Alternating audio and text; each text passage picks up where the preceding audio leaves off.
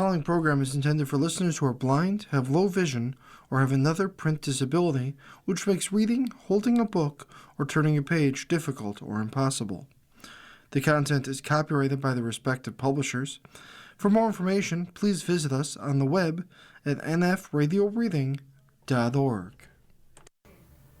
Hello, this is Bruce, and for the next hour I'll be reading from the Thursday, January 22nd, 2026 issue of the Niagara Falls Review on the Niagara Frontier Radio Reading Service. On the front page, we have a picture of the police officer sitting in a turret of an armed rescue vehicle on Welland's Plymouth Road near 2nd Street during a standoff in December. Mayor Frank Campion said city officials are continuing to review the incident. Experiences like these can leave people feeling unsettled. Article by Dave Johnston.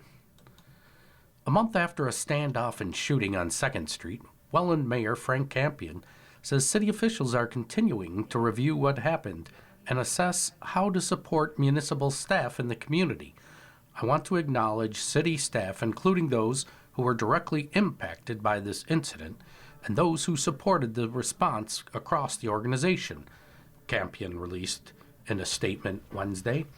Supporting the well-being of our staff remains a priority, and I am thankful for the care, professionalism, and teamwork shown during a very difficult time. He said he has heard from residents, particularly those who were sheltering in place or directly affected by what happened. I am grateful to everyone who has taken the time to come forward and share their experiences. Your honesty and willingness to speak openly have mattered, and what you've shared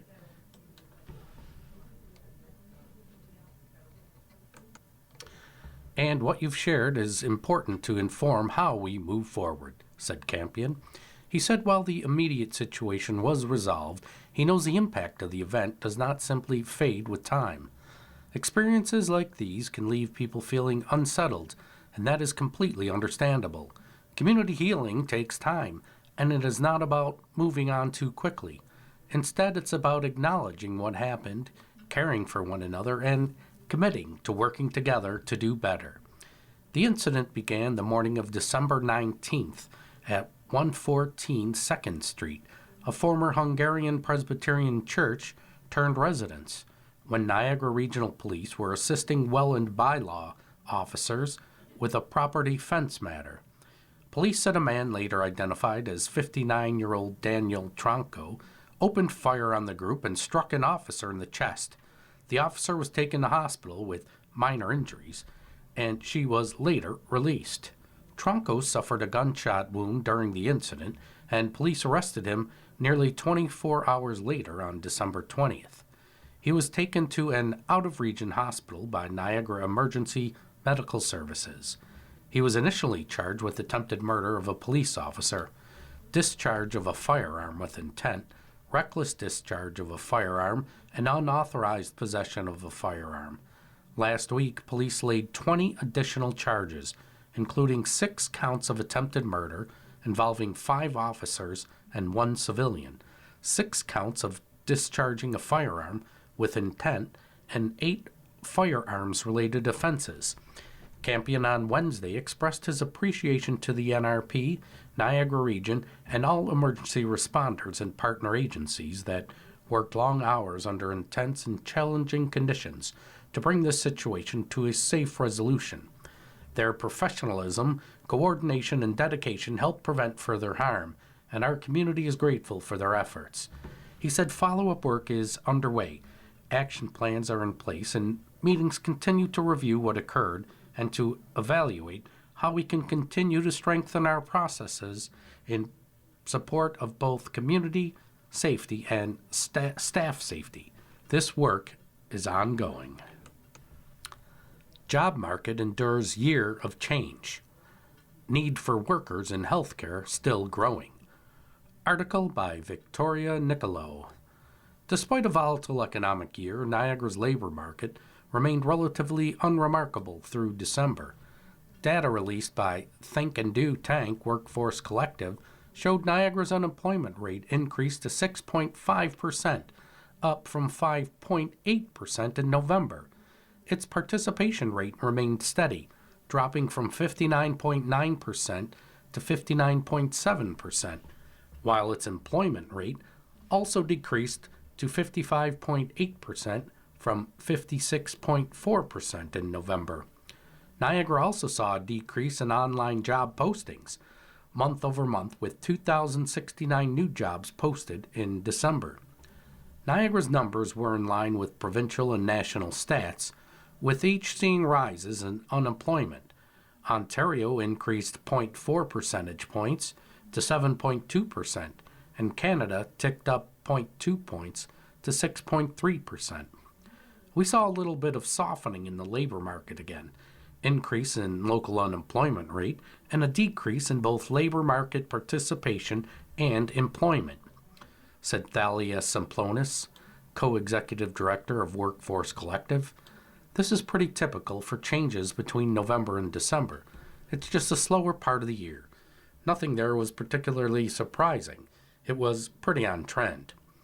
Earlier this week, Workforce Collective also released its annual job data review for 2025. Despite a year of uncertainty around U.S. tariffs and concerns of an economic recession resulting in talk around potential impact on Canada's labor market, Semplakamis said, "We didn't need huge changes." Niagara's unemployment in 2025 was lower compared to the previous year, declining by 0.5 points to 6.9%. Its participation rate was down 0.2 points to 60.5%, slightly lower than previous years. Niagara's overall employment increased about 0.2 points to 56.3% in 2025. Looking at the numbers, what could have been a year that saw a lot of big changes, said Semplonius. It was steady. We just saw fluctuations that we would expect to see throughout the year compared to what we've seen in the past. Although Niagara's labor market appeared stable on the surface, the numbers also align with what the collective has heard reported by employers and job seekers throughout 2025. The market was challenging to enter. A soft labor market, probably due to things like more hesitancy to make big changes over the past year, she said, which is reflected in less labor market churn, fewer people switching jobs, and that subdued publicly advertised job demands. Semplonius said Ontario saw lower employment than usual in 2025, whereas Niagara's fluctuated. It was on par with historical trends for the first half of the year, and then we dipped a bit compared to what we might expect. I think what was happening, particularly in Niagara, is that changes, particularly around labor force participation, was really driven by lower youth engagement, she said. Youth were less engaged, but we were also saw a lot more engagement from that core working age group, so those aged 25 to 54.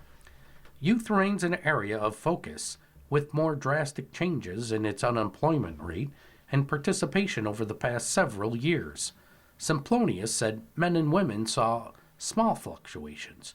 The women's unemployment rate declined by 0.9 percentage points in 2025, but not far off from previous years. Looking ahead, Semplonius said the collective will have an eye on delayed impacts across various sectors, as well as possible delayed shifts when it comes to employment. It is also continuing to look at job demand, whether lower levels of online job postings in 2025 were an indicator of fewer available jobs or a change in hiring strategies. Given everything that's changing around us, is that impacting skills needs that employers are looking for? How does that intersect with hiring strategies? How might that intersect with onboarding new staff members? The recruitment process, she said. As far as employment demand, the top two industries remained wholesale and retail trade, and healthcare and social assistance. Manufacturing, meanwhile, came in third. The collective said the final spot fluctuates between accommodation and food services, education, construction, and manufacturing, depending on the year. Hospitality is one of the sectors that we've been looking at over the past several years. We'll continue looking at those tourism-related areas and healthcare, said Zemplonius. It's a big area of employment in Niagara. We know just given population change, the needs there will continue. On the World Economic Forum, Trump says Carney not grateful. Remarks in response to Prime Minister's speech about power rivalries. Article by Kelly Geraldine Malone. U.S. President Donald Trump said Wednesday that Mark Carney is not grateful after the Prime Minister warned an international audience that the world has entered a dangerous new age of great power rivalries. During a speech at the World Economic Forum in Davos, Switzerland, Trump said he heard Carney's Tuesday speech, which was widely praised around the world. The president said, "Canada gets a lot of freebies from us and should be thankful. I watched your prime minister yesterday. He wasn't so grateful," Trump said. "But they should be grateful to us. Canada lives because of the United States. Remember that, Mark, the next time you make your statements." While Carney's speech, which drew a standing ovation at the elite annual International Forum, never mentioned Trump by name, the Prime Minister warned the old world order is dead and urged middle powers to band together as larger ones try to pressure them through economic coercion. Trump's comments about Carney came as the president mentioned his Golden Dome plan for a missile defense shield. He previously said it would cost Ottawa $61 billion in U.S. to join, all while insisting that Canada should become the 51st state. The president's dig came as no surprise to Premier Doug Ford, who noted it was disappointing to see Trump post an image on social media with the American flag superimposed over Canada and Greenland earlier this week. "That's typical President Trump," Ford told reporters in Toronto. "He goes out on the attack constantly." The premier faced the president's anger in October over a TV ad purchased by his government, quoting former President Ronald Reagan criticizing tariffs. Blowback over the ad led Trump to freeze trade talks with Canada. World leaders have struggled to respond to an increasingly unstable United States. Trump's volatile tariff policies and threats against other countries' sovereignty have upended traditional alliances and spread doubt about the United States' commitment to NATO. The president's comments about taking Greenland have rattled Americans' allies and overshadowed the Davos Forum. Trump had said he would hit Denmark and other European countries with tariffs if they did not sign over Greenland to the United States. He walked back that threat in a social media post later Wednesday. In the post, Trump said he had a productive meeting with NATO Secretary General Mark Rutte and claimed they formed the framework of a future deal with respect to Greenland and, in fact, the entire Arctic region. He added they are having discussions about the Golden Dome as it pertains to Greenland. During Wednesday's rambling speech, Trump ruled out using the military to take the autonomous territory of the Kingdom of Denmark, but insisted he wants Greenland, including right, title, and ownership. The president said he was asking for territory that was cold and poorly located. He said the U.S. had effectively saved Europe during the Second World War and even declared of NATO, "It's a very small ask compared to what we have given them for many, many decades. We probably won't get anything unless I decide to use excessive strength and force, where we would be frankly unstoppable. But I won't do that, okay?" Trump said, later adding, "I don't have to, and I don't want to use force." Trump has also linked his expansionist desires to his displeasure over not receiving the Nobel Peace Prize. In a stark warning to NATO, Trump told the forum that members of the military alliance can approve of the United States seizing Greenland and will be very appreciative, or you can say no and we will remember. Trump mistakenly named Iceland instead of Greenland repeatedly during the speech. Danish officials and European leaders have been clear that the United States taking Greenland against its citizens' wishes is a red line they are unwilling to cross. Carney also met with Rutte Wednesday, and they both reaffirmed their mutual commitment to the sovereignty and territorial integrity of Denmark, including Greenland, according to a readout from Prime Minister's office. You are listening to a reading of articles and features from the Niagara Falls Review on the Niagara Frontier Radio Reading Service. Niagara Falls woman was illegally locked out of apartment after fire. Lutheran Homes ordered to pay her $12,000 after renting tenant's unit to someone else. Article by Matthew P. Barker. A Niagara Falls housing provider has been ordered to pay more than $12,000 to a former tenant after finding she was illegally locked out of her rent-geared income apartment last year. The December 15th order, issued under the Residential Tenancies Act by Landlord and Tenant Board educator Vladimir Nikitin, awarded $12,350 to Patricia Rysdale after Lutheran Homes Niagara, which works with Niagara Regional Housing, violated a rental agreement, causing her to lose her home of more than 10 years at 6848 Isaac Street. The order came following a December 5th video conference hearing into the dispute.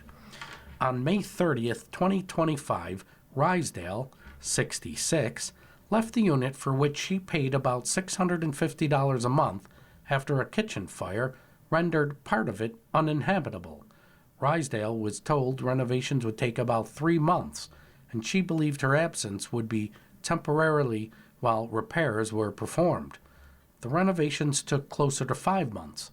Rysdale spent a couple of days at a hotel with support from Canadian Red Cross, then went to a friend's place for a few more days before ending up in a shelter in St. Catharines, where she still resides.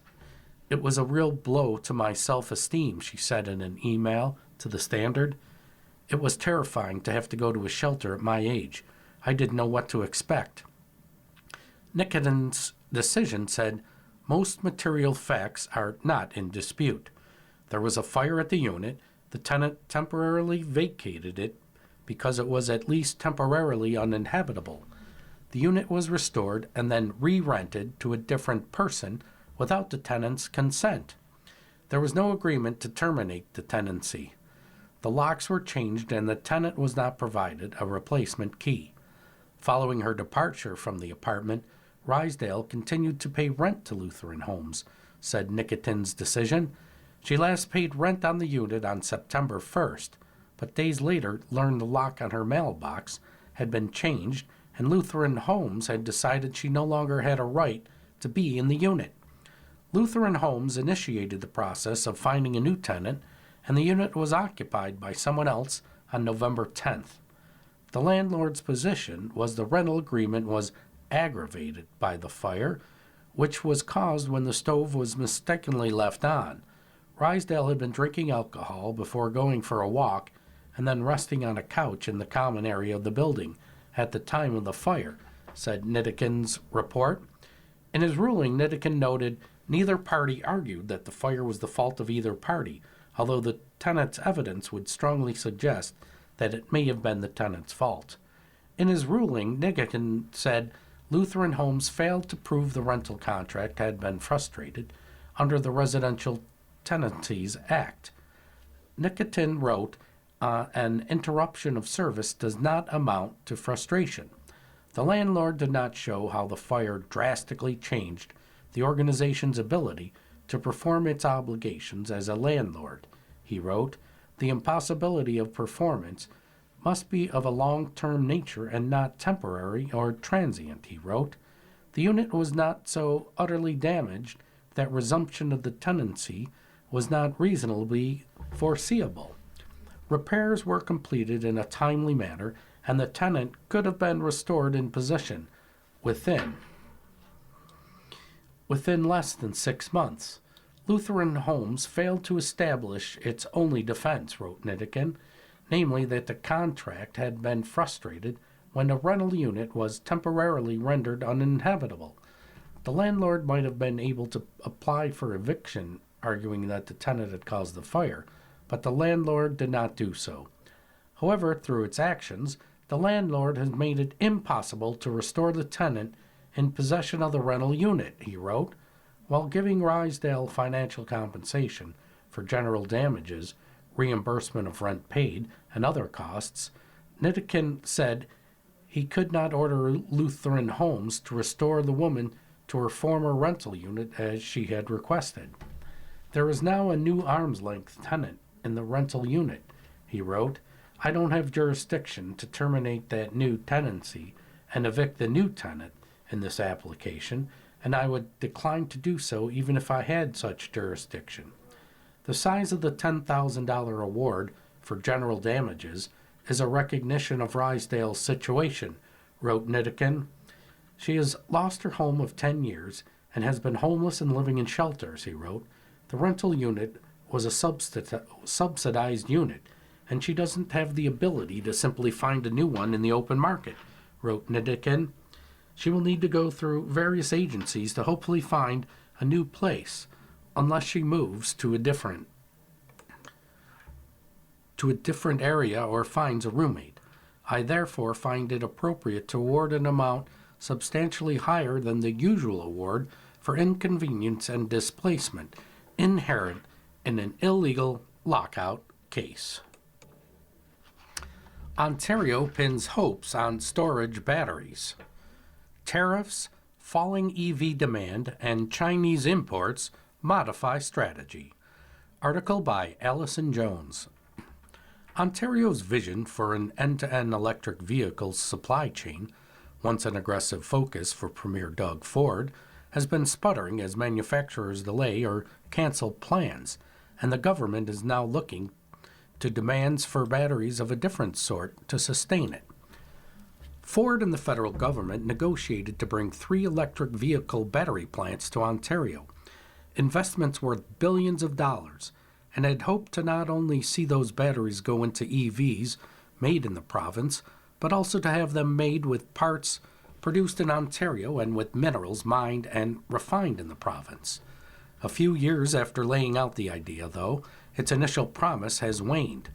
Honda, which was set to build an EV battery plant and assemble electric vehicles in Alliston, delayed the project due to dwindling demand. Umicore put its plans for a cathode plant in eastern Ontario on hold. General Motors ended production of its Bright Drop electric delivery van in Ingersoll. Ford delayed plans to build electric vehicles in Oakville in favor of its F-Series gas-powered pickup trucks. The auto industry in Ontario is further threatened, the Premier believes, by a new deal between Canada and China that will see 100% tariffs on Chinese EVs, all but removed in exchange for China dropping tariffs on canola.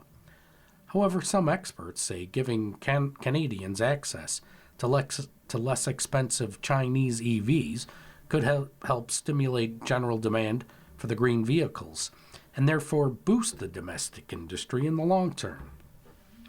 Globally, demand is rising for electric vehicles, but in Canada, uncertainty over rebates is dampening demand, and uncertainty over federal EV sales mandates, as well as Canada-U.S. trade, is weakening investor confidence. Experts say Stellantis, meanwhile, is approaching the slump differently. Construction and some production was already well underway at its Nexstar Energy facility in Windsor, a joint venture with LG, when trends began to shift. While the company has also decided to delay production of EV batteries, it did some retooling to make batteries for energy storage. Demand for electric vehicles will return, Nexstar CEO Danis Lee said in an interview, but right now there is demand for batteries for storage and other uses like AI-powered machines. As an EV battery manufacturer, we faced a huge setback due to the market conditions, but as a battery manufacturer that deals with all the different applications, It's a great opportunity, Lee said. Economic Development Minister Vic Fedeli said it allows the plan for an end-to-end EV supply chain to continue, albeit with a somewhat different last step, at least for now. Stellantis' pivot is, with our full understanding, our blessing, and in fact our encouragement, he said in an interview last month. Those storage batteries need the same minerals that will be mined and ideally refined in Ontario, Fedeli said, and parts such as separators that will be produced in Ontario. A Shahi Kasai's planned separator facility in the Niagara region is going ahead, despite being initially announced in conjunction with Honda's EV plans. The government has no interest in interventions to help stimulate the market for electric vehicles and their batteries, Fedeli suggested, saying Ontario just wants companies to build here. The actual product is less important.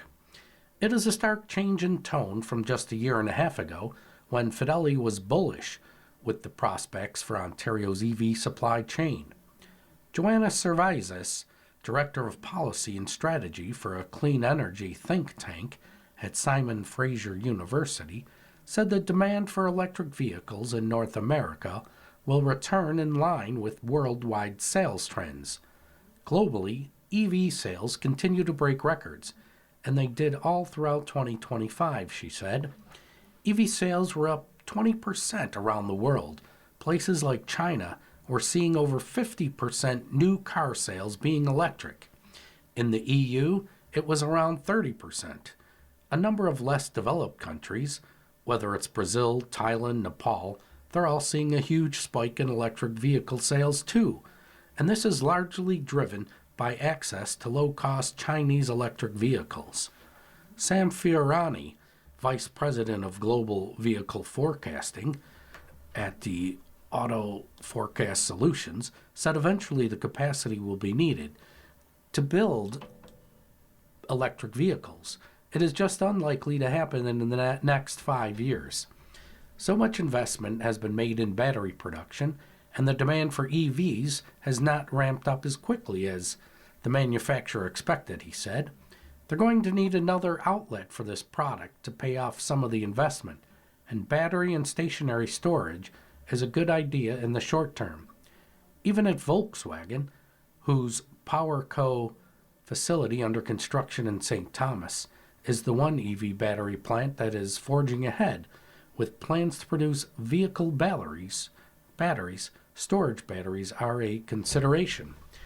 In its initial stage, the St. Thomas Gigafactory is intended to supply battery cells for the automotive market, the company wrote in a statement. At the same time, PowerCo globally is developing a unified battery cell technology that can support multiple applications, including stationary energy storage. The company noted that its charging and energy subsidiary, Eli, has announced the first large-scale stationary storage system in Salzgitter, Germany, based on PowerCo battery packs. The demands for battery storage will be great and last beyond the next few years of a struggling EV market, said John Stackhouse, Senior Vice President in the Office of the CEO at the Royal Bank of Canada. We can diversify our auto manufacturing base, he said. Battery storage is a big opportunity, and I wouldn't call it an interim opportunity. It's a strategic opportunity because there will be more demand for battery storage technologies and capabilities. In Ontario alone, the electricity system operator has forecasted that electricity demand will grow 75% by 2050, in part due to the EV sector manufacturing, as well as new data centers supporting artificial intelligence. Battery storage technology helps provide both a reliable supply of electricity and a predictable price, which is important for a lot of businesses, Stackhouse said. This could be a double win, therefore, for Ontario, both battery storage and the eventual growth of EVs. You are listening to a reading of articles and features from the Niagara Falls Review, on the Niagara Frontier radio reading service. Ford calls for boycott of Chinese EVs. Article by Allison Jones. Premier Doug Ford is calling on Canadians to boycott Chinese-made electric vehicles when they are allowed into the country under a deal recently struck by Prime Minister Mark Carney. Ford has been critical of the deal and the fact Carney did not speak to him about it in advance, saying it will harm Ontario's auto sector. He took that a step further Wednesday, urging Canadians not to buy the Chinese EVs. Boycott the Chinese EV vehicles, he said. Support companies that are building vehicles here. It's as simple as that. Canadians should support car manufacturers that have manufacturing presence in Canada, Ford said, and he does not believe Chinese automakers will ever start producing vehicles here.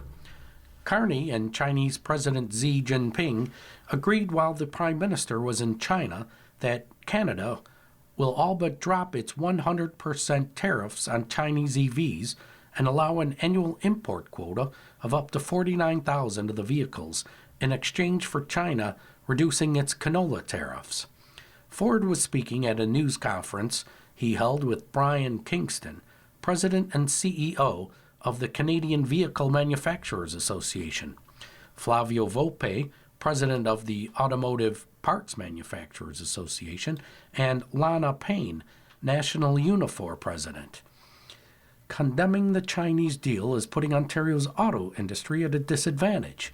Volpe said the intent behind the 100% tariffs was to give Canada's EV investments a chance to succeed before more Chinese vehicles poured into the country, and this deal puts the domestic market on shakier ground.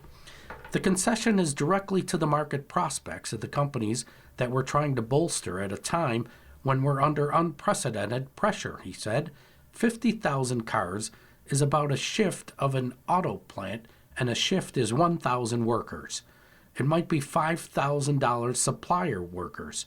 So the challenge now is, if we're inside the gate, what are we going to do to bolster the capabilities of Canadian suppliers with hundreds of millions of dollars of capital at risk?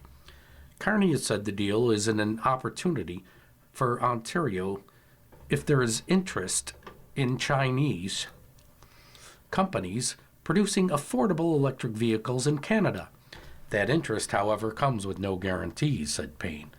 Given China's massive, and I say massive, overcapacity in EV production, there is little reason for those companies to establish real and meaningful manufacturing operations in our country, she said. As of today, we have given market access without guarantees or any real commitments, and even if its investments were to materialize, experience in other parts of the world shows that core supply chain remains in China, supported by heavy state subsidies, as Flavio said, very, very low wages and suspect labor conditions, while parts are shipped in for final assembly. In news briefs, Brampton, arrest made after fatal fight. A Brampton man has been charged with manslaughter by Peel police following a fight in January that left one person dead. The suspect and victim were in a parking lot when police say they became involved in a verbal dispute that escalated into a physical altercation. Police said the victim was assaulted and was transported to hospital. The incident happened around 6 p.m. on January 12th. The victim died on January 15th. A 25-year-old man from Brampton was arrested Tuesday and charged with manslaughter.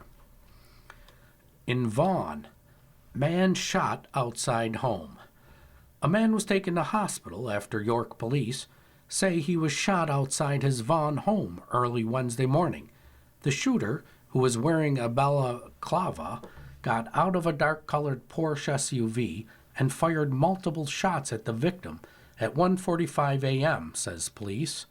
Officers found a man with gunshot wounds, but his injuries appear to be non-life-threatening. It appears to be a targeted incident with no apparent additional public safety concerns at this time. From Arts and Leisure, Hospital Spotlight. Breast cancer was a bump in the road. How one doctor's wife became the patient. Article by Diane Moore. Opinion. Surabhi Chawla's journey with cancer started well before her own diagnosis, when her mother survived breast cancer, but later died from a secondary cancer, multiple melanoma. We were living in Michigan at the time when my husband's colleague suggested that I have BRCA gene testing done because my mother had breast cancer. Surabhi said her husband, Dr. Satish Chawla, was working as a pathologist at a local Michigan hospital. After some consideration, I decided to take the test. She said it came back positive for genetic BRCA mutation that can cause breast and ovarian cancers. I remember Satish's colleague saying, "If you were my wife, I'd make sure you had a bilateral mastectomy right away." But I didn't want to take such aggressive measures. I was like, no, we'll just do what we need to do for now. We'll cross that bridge when we get there, if we ever get there. Surabhi had her first MRI mammogram before the age of 40 and began going every year. When the couple moved to Niagara in 2005, she continued the routine tests. At the same time, Dr. Chawla took on several key roles within Niagara Health to support laboratory medicine, including as Chief of Laboratory Medicine and Pathology.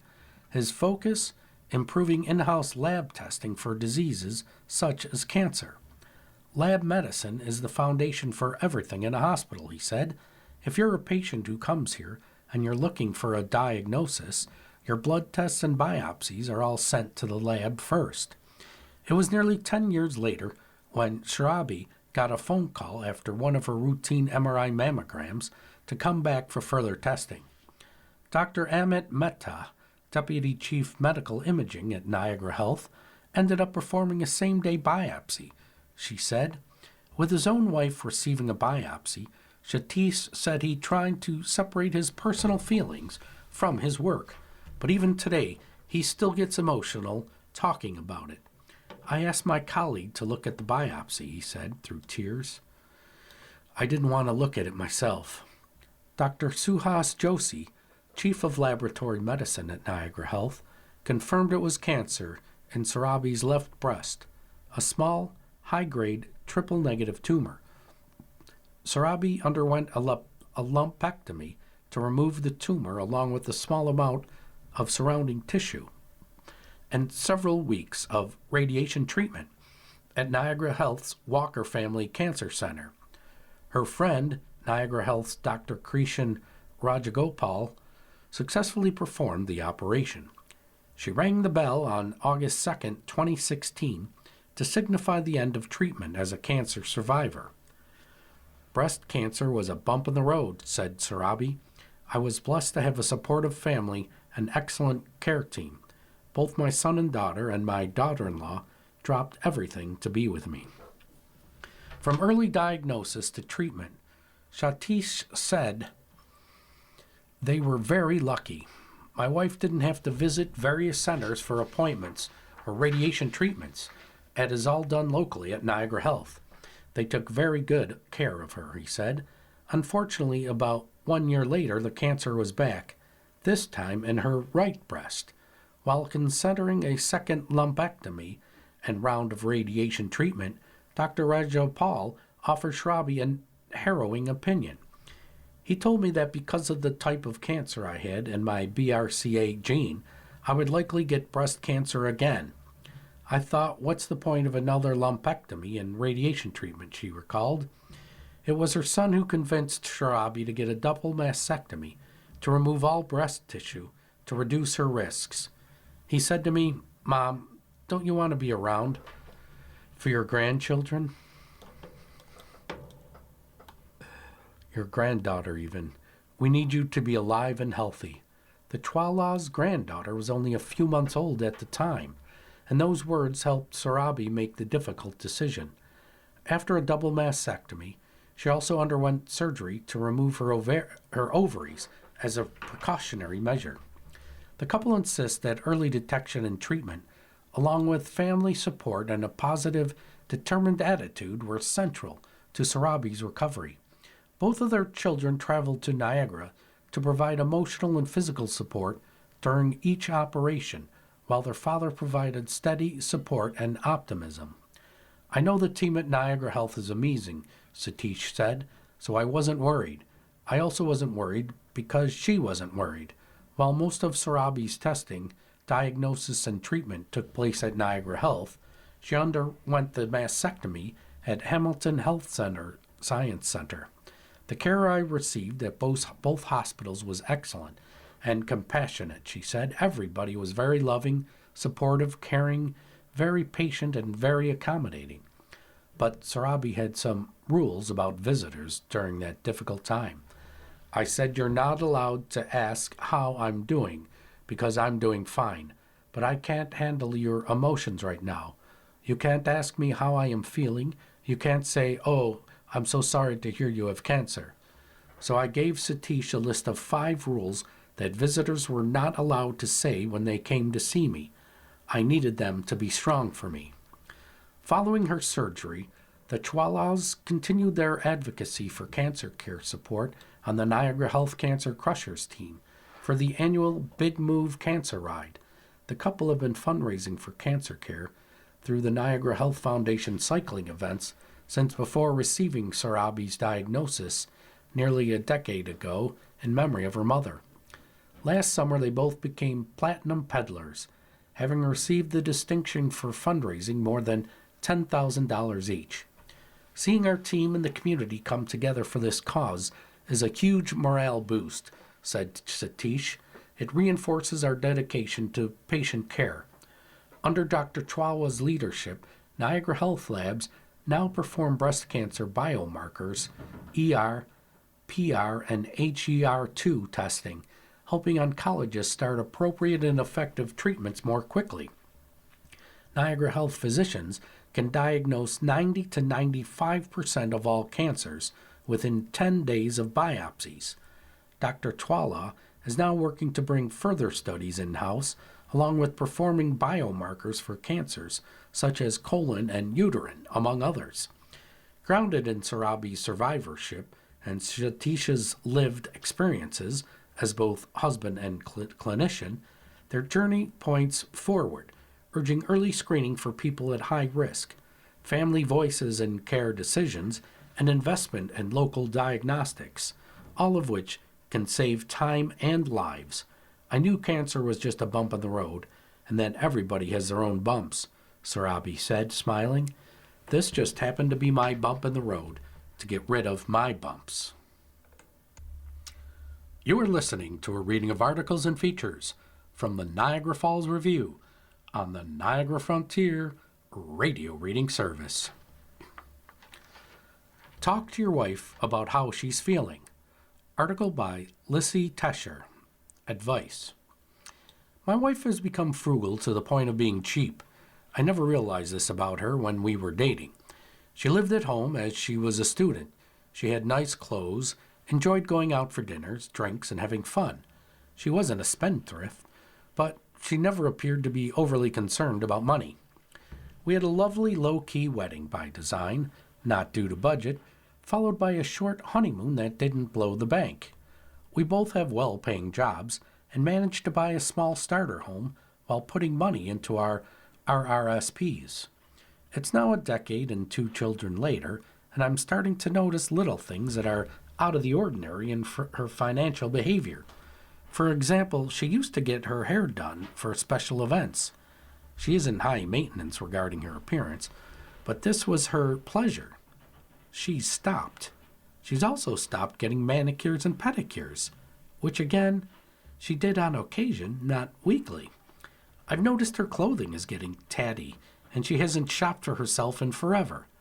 But I've also noticed that the kids' clothing is getting too small on them, and she's not taking them shopping, something she would normally do, or for haircuts. Finally, I've noticed that the food in our house is of lesser quality than before. When I asked her about all the above, Her response was that she's too busy to care about her hair, that the kids are fine, they're not, they need haircuts and new clothes that fit, and that there's nothing wrong with the food. How can I have this talk with her successfully? Frugal wife. I'm concerned about what you're telling me because it sounds as though something is wrong with your wife's mental health. I don't think this is about her being frugal or otherwise. That's just the way it's manifesting and coming across to you. Someone who stops taking care of themselves and their loved ones isn't just pinching pennies. I strongly suggest you have a quiet sit-down with your wife and ask her how she's feeling, both physically and emotionally. If she shrugs you off, I recommend confiding in a close friend or family member, just to get a second opinion. Maybe I'm wrong, but I think your wife should see her doctor and have some blood work done. Something seems off to me from your description, and it's not her accounting. I work with a woman who is a stickler for details, timing, and fine print.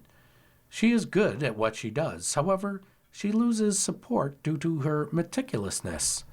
Many of my other colleagues beg to not be on her team for project because she turns every meeting into a half-day event and books an abundance of these meetings. I feel bad for her because she's kind, gets the job done, and successfully. She's just painful to work with. How can I help her? Punctualist peer. You could go for lunch with her and talk about work. Is she happy? What does she like best? Does she have any issues? Feel her out. If she doesn't mention anything, then she may be oblivious. If that's the case, leave her to do her job the way she likes. If she mentions that no one seems to like to work with her, then you can talk it through with her, but prod her to figure it out. Feedback regarding the eggplant lover from November 15th. From the reader. Before she makes her decision, she needs to do some math, i.e., figure out what divorce will cost her monetarily. She'll certainly lose half her equity in her house and half of the family savings and other assets. She'll also be responsible for half of her family's debts, lawyers' fees, and real estate commission if they sell their house. Then she should consider the emotional toll of divorce, especially if there are children involved. Her lover might even reconcile with his wife. He's only separated, not actually divorced. These lovers are in their courting stage. The question is, when their workday selves eventually emerge, will they result in a marriage that is as important over her current marriage? In business, pipelines feeling pinch as oil output surges in Alberta. Companies reporting bottlenecks as global price of crude continues to fall. Article by Robert Tuttle. The Canadian oil industry's 2-year reprieve from pipeline bottlenecks may be nearing an end as global crude glut weighs on prices. Enbridge Inc. rationed the most space on its mainline pipeline system for February than in any month since March of 2024, which was before the expanded Trans Mountain Pipeline added almost 600,000 barrels a day of export capability for Western Canada. Shippers on the main line were required to cut the volumes they seek to send by 22% for dense, high-sulfur oil from Alberta's oil sands, and by 24% for light crude, a practice known as apportionment. The increase in rationing threatens to widen the discount for Canadian oil at a time when crude prices are already falling amid a glut of supplies. Oil sands production is particularly exposed after the U.S. overthrew Venezuelan President Nicolas Maduro earlier this month. President Donald Trump has said the U.S. plans to sell as much as 50 million barrels of Venezuelan crude, a grade similar to Canadian heavy oil, onto the international market, following the leadership change. The discount of Canadian heavy crude in Alberta to a monthly average for the U.S. benchmark, West Texas Intermediate, has widened to $14.80 a barrel, from about $13 a barrel before Maduro's capture, according to Modern Commodities and General Index Pricing. Canada's oil producers have benefited from almost 2 years of ample pipeline capacity, particularly since the Trans Mountain expansion began operating in May of 2024. The line, which runs from Alberta to the Vancouver area, allowed oil sands producers to export significant volumes to China for the first time and reduced the reliance on American refiners. Since then, Canadian heavy crude has traded at an average discount of about $12 a barrel to the U.S. benchmark, compared with almost $17 a barrel in the year before the expansion. Pipeline bottlenecks became so severe Alberta imposed production limits on large producers in 2018 after the discount on heavy crude surged to nearly $50 a barrel. The expansion of export capacity has allowed producers to ramp up output, particularly from its Sit-2 oil sands wells. Alberta's production rose to a record 4.4 million barrels a day in November, according to provincial data. The province accounts for about 85% of Canada's oil output, making the country the world's fourth largest producer, behind the U.S., Russia, and Saudi Arabia. The ramping up of oil output has pipeline companies already planning for their next expansions. Enbridge reached a final investment decision in November to add 150,000 barrels a day of capacity to its mainline system and 100,000 barrels a day to its Flanagan South system, running from the Midwest to the Gulf at a cost of about $1.4 billion. Trans Mountain plans to boost capacity to 1.25 million barrels a day over the next 4 or 5 years, from 890,000 barrels, using drag reducing agents and extra pumping capacity. The most ambitious plan, led by Alberta and backed by the federal government, is to build a new $1 million barrel a day pipeline to British Columbia's coast. A formal proposal is expected later this year. In briefs, in labor, survey finds salaries may rise 3% this year.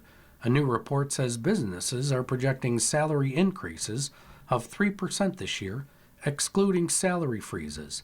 The forecast was based on consulting firm Normanian Budery's salary increase pulse survey of nearly 400 Canadian organizations in the fourth quarter of last year. In restaurants, Thai Express owner MTY hikes dividend. Restaurant franchisor and operator MTY Food Group Inc. is raising its quarterly dividend by 12%. The company behind more than 80 banners, including Thai Express, Manchu Wok, and Baton Rouge, says it will now pay a quarterly dividend of 37 cents per share, up from 33 cents. Oh, shit.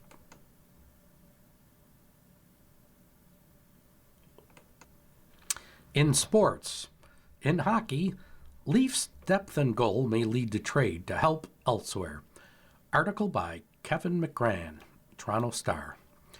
Toronto Maple Leafs rookie netminder Dennis Hildeby is very excited to see veteran goalie Anthony Stolarz on his way back. The team needs him, said Hildeby. Stolarz has started working with the AHL's Toronto Marlies on a conditioning stint after a nerve issue that has kept him out since November 13th. One day after the hockey world was enraptured by a rare NHL goalie fight between Florida's Sergei Bobrovsky and Columbus's Alek Nedeljkovic, the Leafs were having a veritable goalie love-in. I'm excited to have Stolarz back whenever he's ready, said Leafs number 2 netminder Joseph Wool. I love having Beast, Hildeby, here. He's a great dude, and so is Stolars.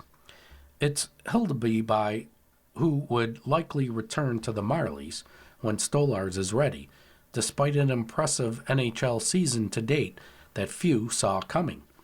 The Leafs have not had Stolars and Wool in the lineup at the same time for a single day this season. Hildeby quietly rose to the occasion and proved more reliable than veteran James Reimer, signed and then released from a pro tryout, or Caden Premu, claimed from then lost to Carolina on waivers. He's a heck of a goalie, Wool said of Hildeby. He's done nothing but shown that consistently. Hildeby is 5-6-4 after 13 starts and 6 relief appearances. His .912 save percentage is second among rookies, minimum 10 appearances, behind Minnesota's Jesper Walsdek, .916, his Olympic-bound Swedish countryman.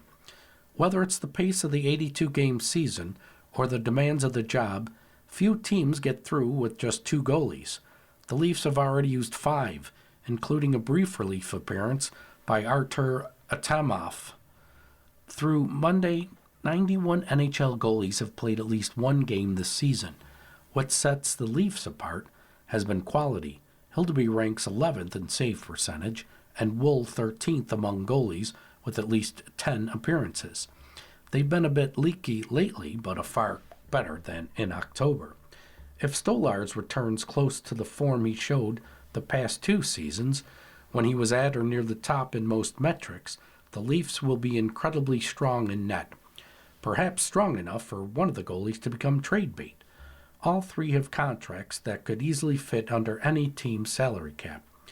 Few teams carry 3 at a time, and the twist with Hildeby is that next season he'd require waivers to be sent to the Marlies and would never clear.